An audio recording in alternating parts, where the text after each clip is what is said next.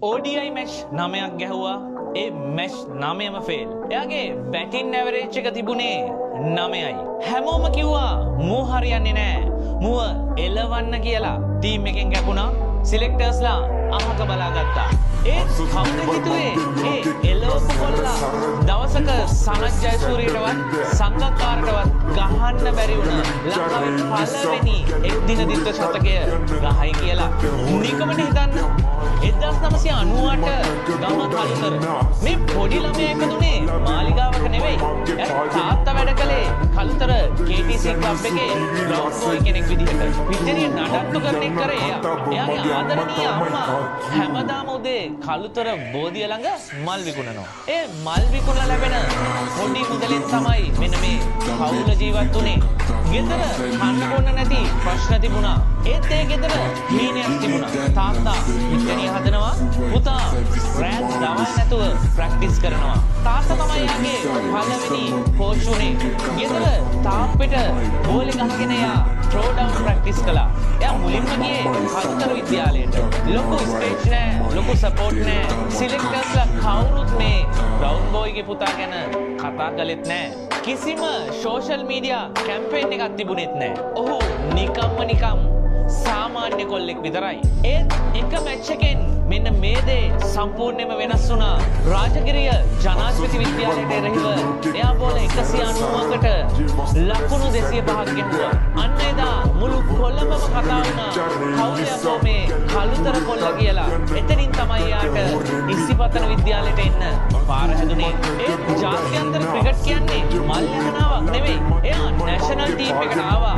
West ඉන්දීස් වලදී test ඩෙබියු එකේදී පළවෙනි බෝල 20කම එයා ගැහුවේ ලකුණු බිඳුවයි. මුළු ලෝකයම හිතුවා ඉවරයි මූ බය වෙලා කියලා. ඒත් එදා එයා එතනින් නැගිටලා ඩෙබියු සෙන්චරි එකක් ගහනවා. හැබැයි ප්‍රශ්නේ ආවේ ODI වලදී. දිගින් දිගටම ෆේල් වුණා. ඇවරේජ් එක 9ට බැස්සා. ටීම් එකෙන් එළියට විසි වුණා. ආයෙ ආදිහා කවුරුත් බැලුවේ නෑ. මේ වෙලාවේ මම ඔයාගෙන් දෙයක් අහන්න කැමතියි. ජීවිතේ සමහර වෙලාවට අපිව බිමටම වැටෙනව නේද?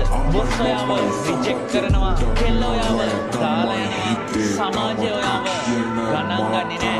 ඒ වෙලාවට ඔයා මොකද කරන්නේ? මම ඉවරයි කියලා අතහැරලා දානවද? මේ කොල්ලා ටීම් එකෙන් කැපුණම ගෙදර ගිහිල්ලා නිදාගත්තේ නෑ. එයා දවසට සෙෂන් 3-4ක් බැට් කළා. තමන්ගේ අඩුපාඩු හදාගත්තා. ඔයා රිජෙක්ෂන් වලට බය නැති වැටෙන පාරට නැගිටින කෙනෙක් නම් පහලින් I am a fighter කියලා දැම්ම කමෙන්ට් එකක් දාන්න. හරි, අපි බලමු එයා දුන්න උත්තරේ මොකක්ද කියලා. 2024 පෙබරවාරි 9 වෙනිදා ඇෆ්ගනිස්තානයට එරෙහිව එයා පිට්ටනියට එනවා. කාටවත් එයාව අවුට් කරන්න බැරි වුණා. බෝල 136යි, ලකුණු 210යි. ඒකත් not out. සනත් ජයසූරියගේ අවුරුදු 24ක් පරණ රෙකෝඩ් එක එයා කැඩුවා. ලංකා ඉතිහාසයේ පළවෙනි එක් දින දිත්ව ශතකය සචින්, රෝහිත්, ගප්ටිල් ඉන්න ඩබල් සෙන්චරි ලිස්ට් එකට කලුතර මල්ලම්මගේ පුතාගේ නමත් ගියා. එතනින් නැවතුනේ නෑ. 2026 T20 World Cup එකේදී ඕස්ට්‍රේලියාවට එරෙහිව ලකුණු 100ක් ගහලා මැච් එකම දිනවනවා. ටෙස්ට්, ODI, T20 ෆෝමැට් තුනේදීම ශතක ගහපු ලෝකේ ඉන්න ඉතාම සීමිත ක්‍රීඩකයෝ අතරට මෙන්න මේ කොල්ලත් ගියා.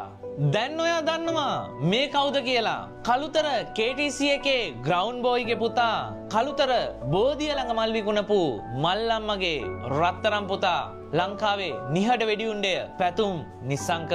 එයා ඔප්පු කළා සිලෙක්ටර්ස්ලාගේ ලිස්ට් එකේ ඔයාගේ නම තිබුණේ නැතත් ඔයාගේ දෛවය ලියන්නේ වෙන කවුරුත් නෙවෙයි, ඔයාගේ අතේ තියෙන බැට් එක කියලා. ඔයා ඉපදුනේ කොතනද කියන එක අදාළ වෙන්නේ නෑ. වැඩ කොතන හිටියත් වැඩම තමයි. ඔයාගේ